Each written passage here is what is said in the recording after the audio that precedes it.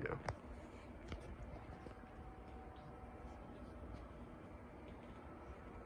Millions of people around the world are spending their days cooped up in their offices, schools, and homes. This lack of activity has led to an influx in issues as minor as a lack of creativity or hyperactivity, and others as major as diabetes, cardiovascular disease, and asthma. Scientists have been doing research that shows that simply going outside can improve health and your lifespan. Today we'll talk about how our cramped lifestyles are affecting us, how getting into nature can benefit us, and taking steps to get out into nature. First, our lifestyle choices are affecting our health. We spend way too much time on our technology. An article by Everyday Health on November 15th, 2017 states that most of us will spend at least 12 hours in front of a computer, TV, or our phone, and that's just in our homes. This can cause memory loss, hearing loss, strained eyesight, heart trouble, and muscle and joint pain.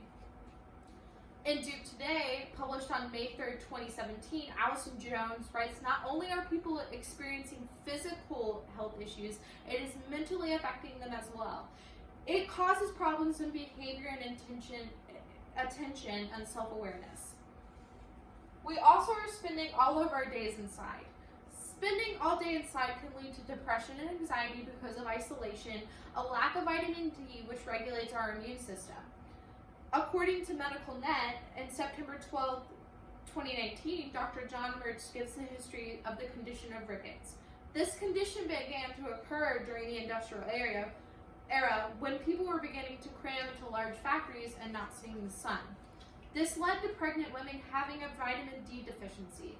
This causes the condition of rickets, where children were born with soft bones that can deform. So how can we avoid health issues?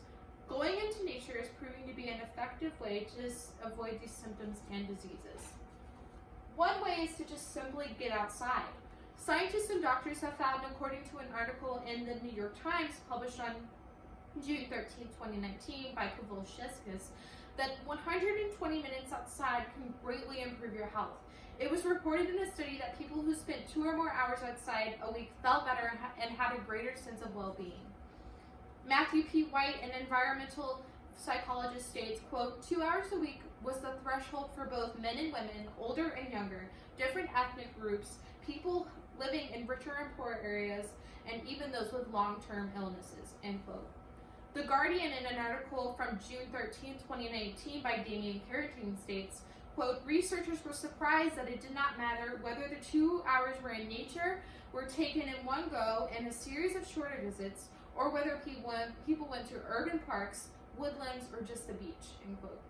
Just by taking time to sit outside, that could even benefit your health. Another way is to have a hobby. According to Learning Mind, published on May 2nd, 2018, Christine Percy suggests some beneficial hobbies. One of these was photography.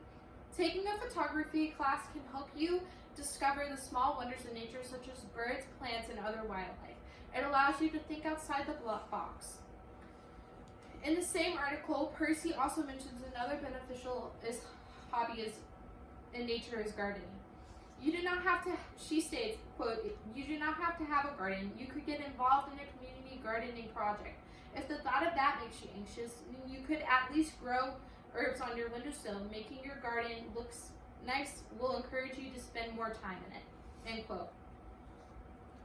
So what does the future hold for us? Well, spending more time in nature means lower stress rates. In an article by The Guardian, published on June 8, 2019, Harriet Sherwood writes about the Japanese forest bathing, where you spend intentional time wandering in nature, which is also catching on in Western culture. A study of 584 Japanese showed that they were affected by the common stressors which stem from their mainly urban lifestyles. Forest bathing is commonly prescribed by Japanese doctors as it reduces stress, anxiety, and depression for free and also naturally. Since then, Japanese death rates are seeing a decrease as forest bathing becomes more popular. In an article by the Business Insider from April 22nd, 2016, Lauren Friedman and Kevin Laurier discussed the health benefits of nature. They stated, quote, head for the trees. One study showed that Students who were sent into the forest for 2 nights had lower levels of cortisol, a hormone often used as a marker for stress, than those who spent that time in the city, end quote. Being in nature can also cause you to be more creative. In the article by Business Insider from April 22nd, 2017, Freeman and L'Oreal also state that heading into nature stirs creativity. Poets, artists, and scientists for centuries have been discovering new ideas while immersing themselves in nature. They state, quote, another study found that people immersed in nature for 4 days more time than a lunchtime walk in the park boosted their performance on creative problem-solving tests by 50%, end quote. A form of learning that has recently started growing in popularity is forest school.